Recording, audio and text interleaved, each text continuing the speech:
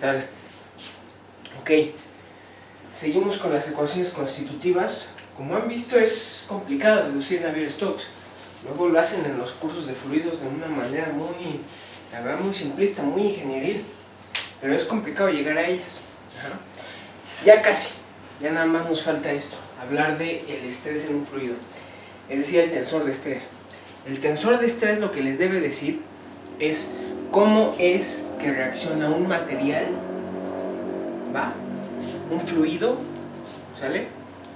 Al estrés.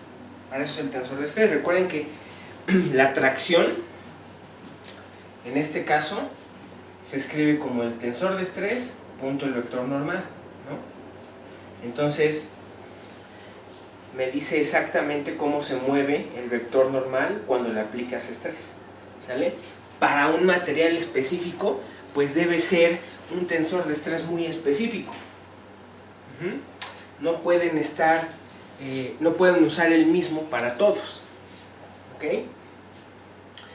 Hay fluidos, se puede dar una descripción muy general del tensor de estrés, que es lo que vamos a hacer, y es de hecho lo que va a definir las ecuaciones de Navier-Stokes, ¿ok? Entonces, las relaciones entre el tensor de estrés y otras variables, ¿ok? Recuerden que esto es una ecuación constitutiva, estamos buscando ecuaciones constitutivas, como la velocidad y las derivadas de la velocidad se conocen como ecuaciones reológicas, ¿sí? La más simple de las ecuaciones reológicas supone que el campo escalar de presión, que vamos a suponerlo dependiente de θ y de ρ, actúa de esta manera, es decir, el tensor de estrés es menos P, la identidad. Ajá. ¿Qué quiere decir esto? Fíjense, la tracción está definida así. Entonces, la tracción es menos P por la identidad aplicada a N, y entonces eso es menos P por N. Es decir, si ustedes suponen que tienen un tensor de estrés que se aplica de esta manera, están suponiendo que en el tensor de estrés el único tipo de fuerzas que se están aplicando son fuerzas normales. Ajá, aquí se los pongo. Los fluidos con esta descripción cumplen que el campo de tracción siempre es paralelo a la normal de la superficie. Ajá, por esta cuenta. Nada más, fíjense, la tracción es paralela a la normal. ¿Ah?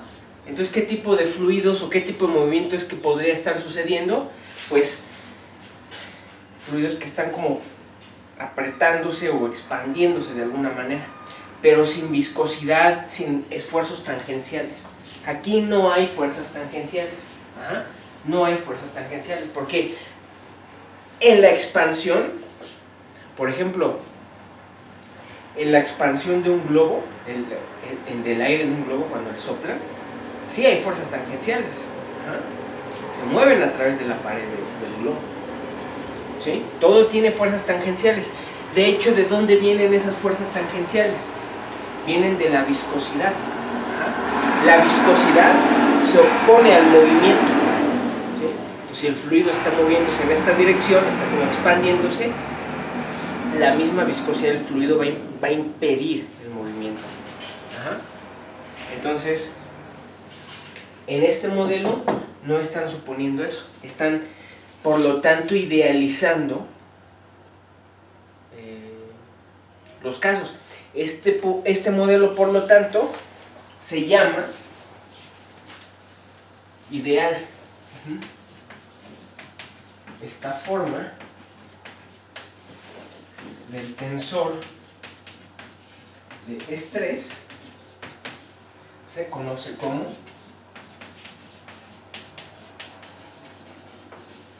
ideal. ¿Sale?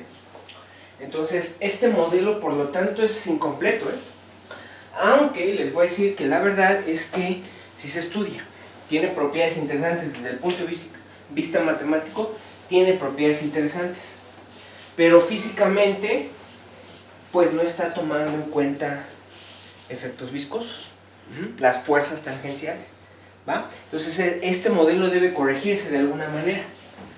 ¿Ok? Entonces, tenemos que proponer o proveer un tensor de estrés con estas propiedades, ¿va?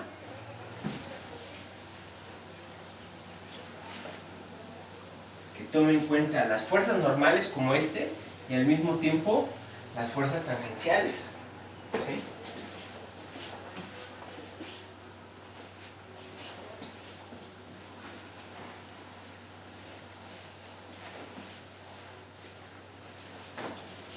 Ok, déjenme agarrar un gis.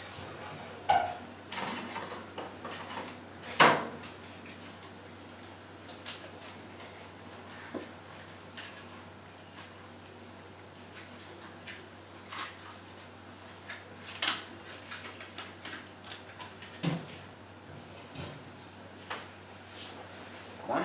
Entonces,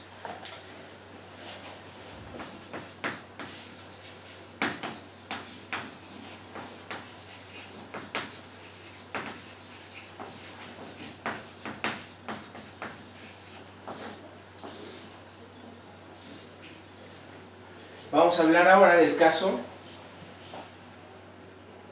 del fluido newtoniano viscoso. Ajá. Entonces, en este caso, el tensor de estrés obedece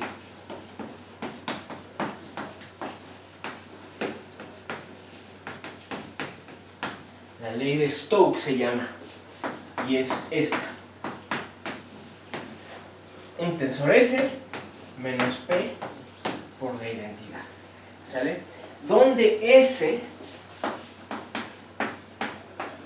satisface los siguientes postulados, que se conocen como postulados de Stokes.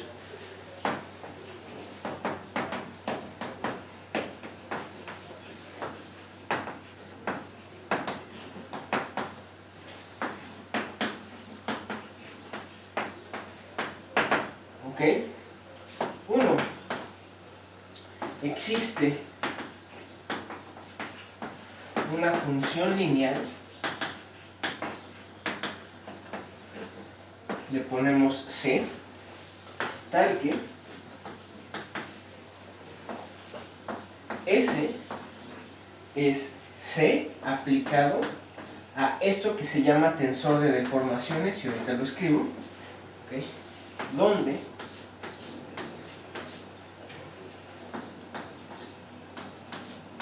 du es igual a un medio del gradiente, gradiente, ya saben, espacial, ¿okay? Y el gradiente traspuesto de la velocidad. Esto obviamente es un tensor de segundo orden, ¿no? Está en B2, ¿sale? Y se llama tensor de deformaciones.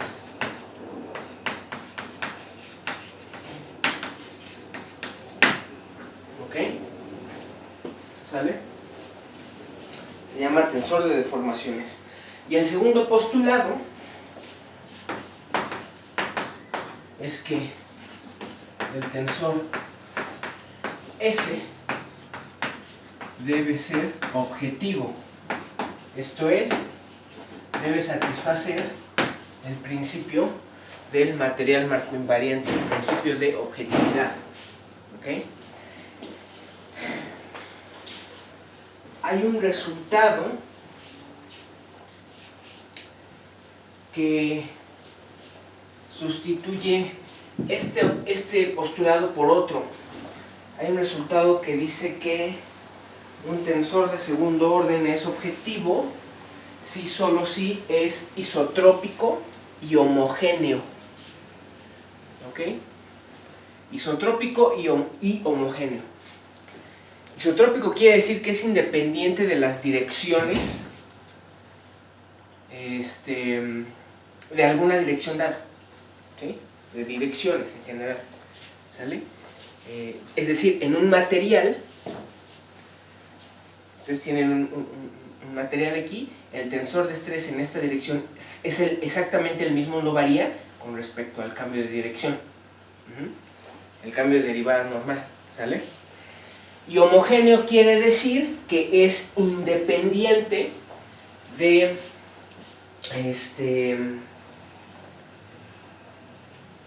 es explícitamente independiente de x pico y de t pico, de x pico, de hecho nada más, no me acuerdo, x pico, es x pico al menos, ¿sí? Si ustedes suponen un tensor de estrés con eso, entonces es objetivo, ¿sale? Nuestro tensor de estrés no depende de x pico, no, perdón, no depende explícitamente, ¿sí? No va a depender, ¿va? El que voy a proponer, porque sí, no se los he propuesto, no va a depender explícitamente, es decir, no va a aparecer aquí la x pico por algún momento, ¿no? Ustedes pueden decir, aparece aquí, sí, pero es función, la p es función de eso, la p que depende de ρ y eso depende de x pico, de ρ y de teta y eso depende de x pico, pero explícitamente me refiero a que no aparece en ningún momento por aquí, es decir, no hay un término que diga más x pico la identidad o algo así, no.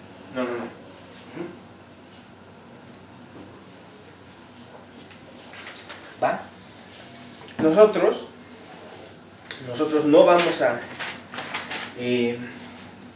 probar nada de eso. De hecho, les voy a escribir la forma que debe tener un tensor objetivo. Es un resultado que pueden ver en libros de dinámica de fluidos, matemática. En mi bibliografía hay referencias, ¿sale? Entonces, un par de observaciones. Una función lineal, fíjense, aquí estoy diciendo que debe haber una función lineal, pero del tensor de deformaciones, ¿no? Es una función lineal C, que va de aquí, de B2 en B2, se llama tensor de cuarto orden. Entonces, como es lineal, el primer postulado de Stokes se puede escribir como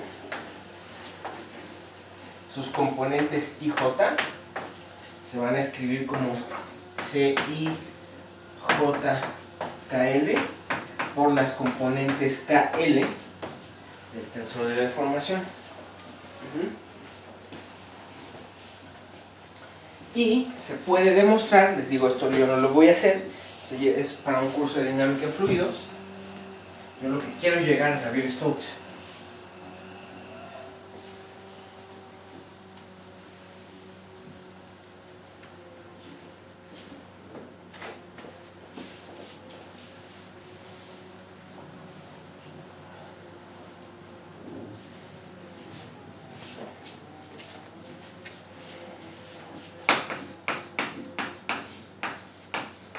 Puede demostrar que el único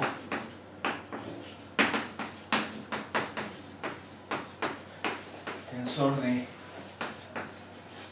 cuarto orden que satisface los, es decir, que es objetivo, tiene la forma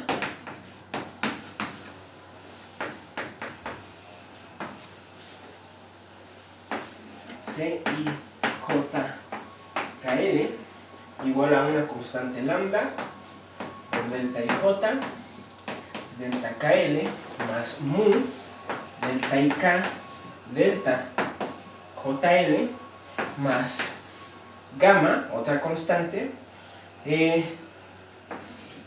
delta IL, delta JK. Todas estas deltas son las delta de Kronecker. Y estas, cuando uno deriva este resultado, pues en sí estas son, digamos, constantes. Pero en sí son funciones escalares. Van a ser funciones escalares de las variables termodinámicas, de hecho. Entonces aquí se los pongo, donde lambda, mu y gamma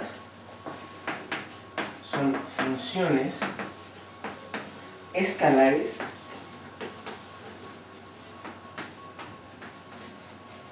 de las variables termodinámicas.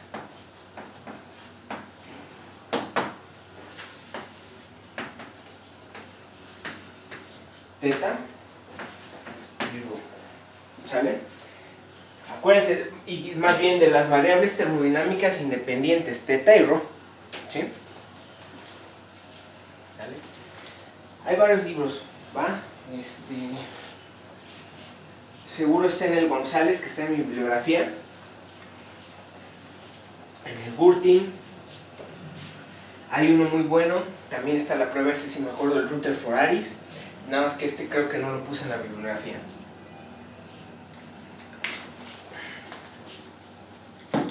Ok. Más observaciones.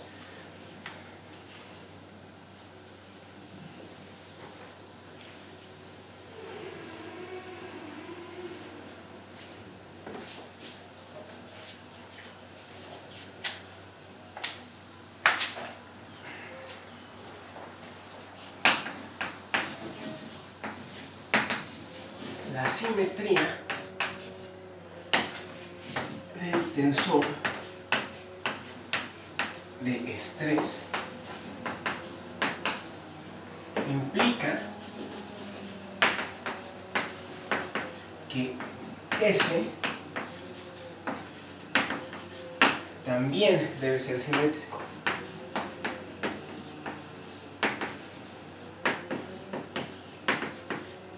¿Sale? En IJ, al menos. En las variables IJ. ¿Sí? ¿Ok? Entonces, por lo tanto, vamos a ponerle a esto asterisco. Entonces, por asterisco, esto ocurre si mu es igual a gamma. Ajá.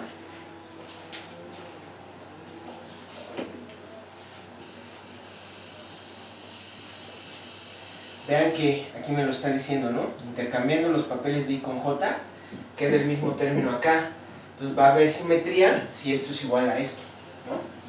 En IJ, aquí hay simetría, la delta Kronecker es simétrica. El tensor, digamos. Acuérdense que en componentes la delta Kronecker es la identidad. ¿Sí?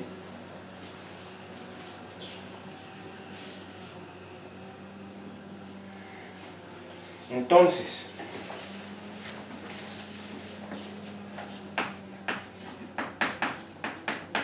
tenemos que S y J va a ser lambda, delta IJ, delta KL, la deformación en componente KL, más, haciendo mu igual a gamma, tenemos 2 mu, delta IK,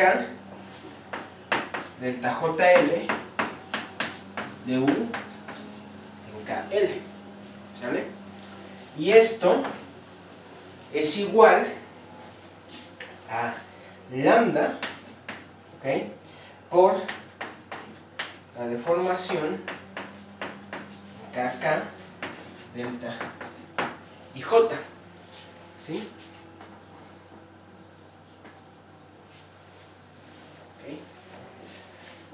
Acuérdense que la delta Kronecker solamente es distinta de 0. O sea, fíjense, aquí ya hay una suma, ¿eh? Aquí ya hay una suma en K y una en L, ¿verdad? Entonces esos términos nada más van a sobrevivir los términos K, K. O sea, aquí estamos suponiendo que hay una suma en K, una suma implícita, ¿sí?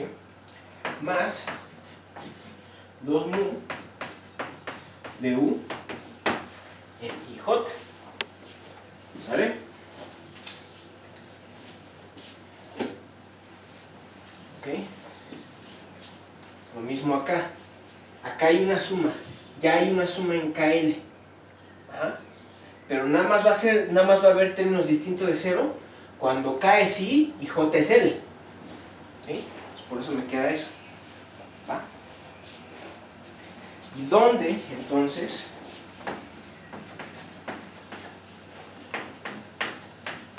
du en kk, quién es?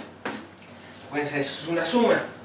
Si se dan cuenta, el tensor de deformaciones es la parte simétrica del gradiente de u. La parte simétrica del gradiente de u. Ajá.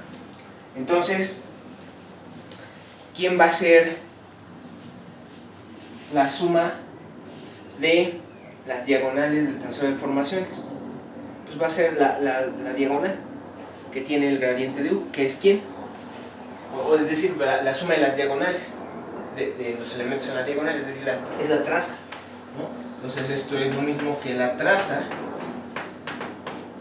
de la deformación, y esto es la divergencia de u. ¿Ok? Eso es la divergencia. ¿Va? Entonces, el tensor de estrés va a tomar la siguiente forma.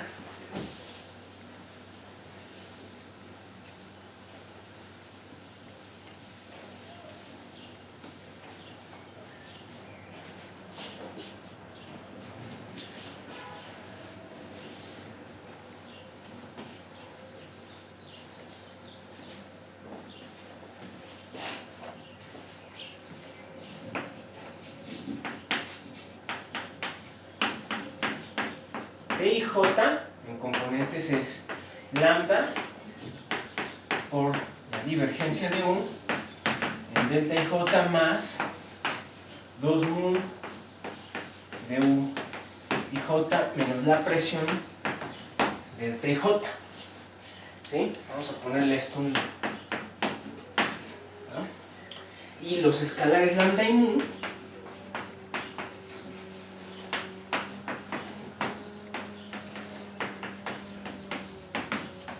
son conocidos como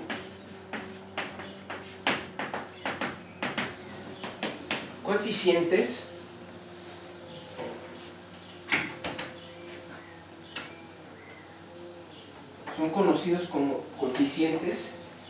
de viscosidad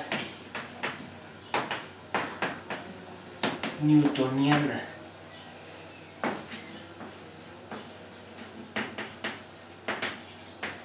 Ajá. Y fíjense, los vamos a entender de la siguiente manera. Tienen una interpretación importante. Pueden entenderse como sigue. ¿Ok? Vamos a tomar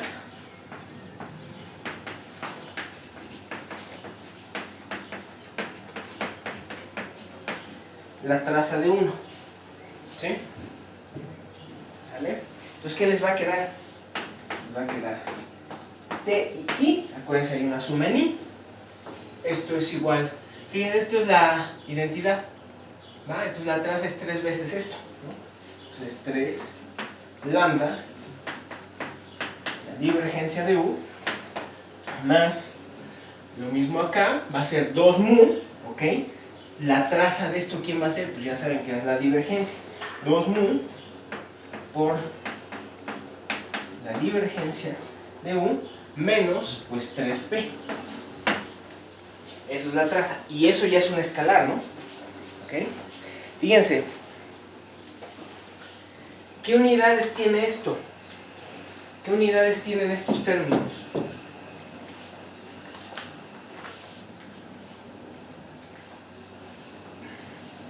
Pues P tiene unidades de presión y se está sumando. Eso quiere decir que la traza de T es una presión, ¿no? Distinta a la presión hidrostática. Esta es la presión hidrostática, es la heredad de termodinámica. Y estos tienen unidades de presión, ¿ok? Entonces aquí me está diciendo que hay como un juego de dos presiones en un fluido, ¿ok? Ahorita vamos a ver.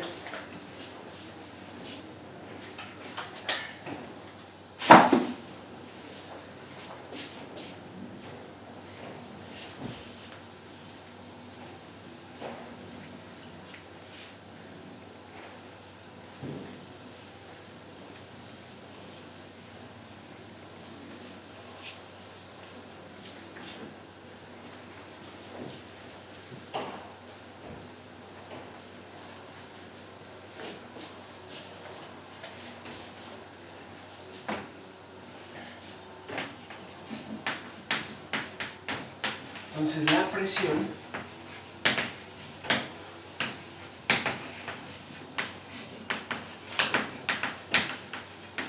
hidrostática es P es igual a menos 1/3 de T11 más T22 más T33 más lambda más 2/3 de mu por la divergencia de U, nada más despeje P, ¿ok? Entonces, como les decía, fíjense, la presión hidrostática, pero está en términos de dos cosas. Todo esto tiene unidades de presión, todo esto, ¿ok? Entonces, vamos a ponerle 2. Y otra cosa, tiene unidades de presión, pero fíjense, el tensor de estrés, ¿qué es? El tensor de estrés es fuerza, bueno, está relacionado con la fuerza por la unidad de área, ¿sí o no? ¿A poco no? ¿Qué quiere decir esto? Que esta presión de aquí, esto es un término de presión puramente mecánica. Es una presión puramente mecánica. No tiene que ver con efectos termodinámicos. ¿Va? Entonces, de acuerdo con 2,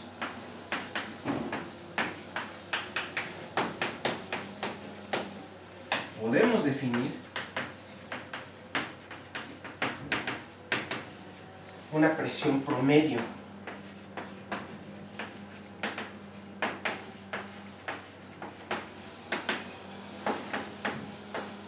P pico igual a menos 1/3 de T11 más T22 33. Y por lo tanto, fíjense,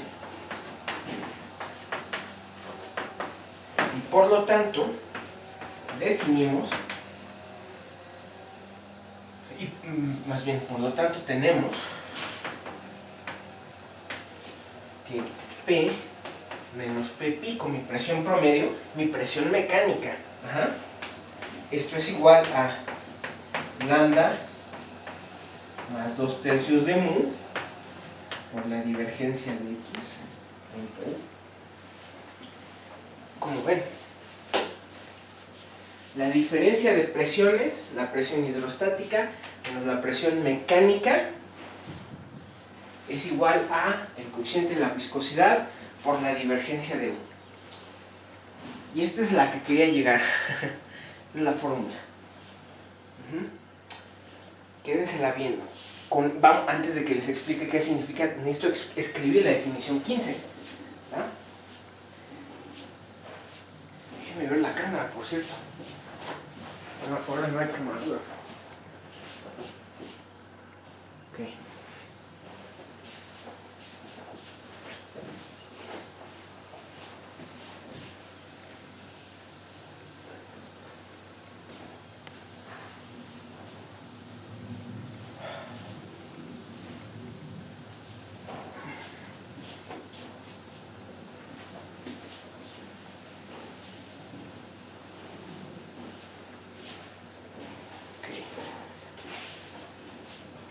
Vamos a ponerle 3 a esto.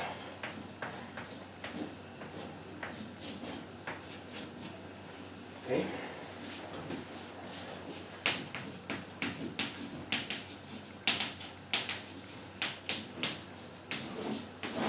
Definición 15. Un fluido gamma T es incompresible si el volumen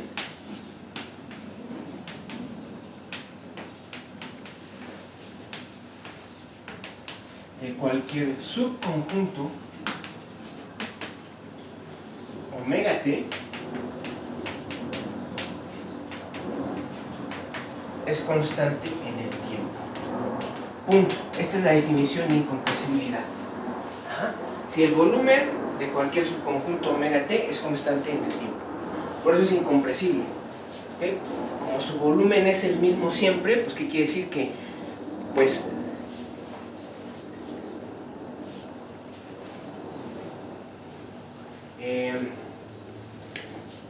pues de alguna manera, digamos, si lo intentas comprimir, si lo estás intentando comprimir, de alguna manera tiene que compensarse, ¿no? Digamos, si lo aplastas así, no disminuye su volumen. Este fluido va a intentar como compensar alargándose de acá. Ajá. Y si tú lo tratas de comprimir por acá, ¿no? Entonces va a tratar de compensar siempre. Ajá. Siempre va a haber algún tipo de compensación. Esto lo ven, esto lo pueden entender si ya llevamos sistemas dinámicos. Es exactamente el mismo concepto, es el teorema de Liouville. Ajá. Para un campo hamiltoniano, en su plano fase, se preserva el volumen. Ajá. Es el teorema de Liouville. Entonces, por ejemplo, por eso es que solamente cierto tipo de planos fase corresponden a sistemas hamiltonianos. Ajá. Por ejemplo, el punto silla. El punto silla, sí, eso corresponde a un campo vectorial hamiltoniano, o mejor dicho, un campo vectorial hamiltoniano puede tener punto silla como plano fase. ¿Por qué? Porque fíjense, agárrense una bola, acuérdense cómo va el punto silla. Agárrense una bola, digamos este es omega t. Ajá. Entonces, ¿qué está haciéndole? Esto está empujando la bola por arriba, ¿no? Está como haciéndole ¡pum! Está como mandándola por acá, ¿no? Entonces está como que incrementando el volumen por acá. Ajá. Entonces, está como incrementando el volumen por acá, y fíjense, por aquí, como que lo está comprimiendo al mismo tiempo, ¿no? Como que la flecha lo está mandando la bola hacia allá. Entonces la está comprimiendo, y lo mismo abajo. Está como expandiéndola hacia abajo, pero al mismo tiempo por aquí la está comprimiendo. Entonces de alguna manera se está preservando el volumen. Ajá. ¿Okay? Entonces esa es la particularidad que tienen los fluidos incompresibles. No es que no es que sean infinitamente rígidos y no los puedas comprimir, no, es que ante la compresión compensan, ¿no? Entonces, bueno, ya que tienen eso, vamos a entenderlo, ustedes ya saben entenderlo. Fíjense, esto quiere decir que entonces la derivada respecto de t de la integral de omega t de dx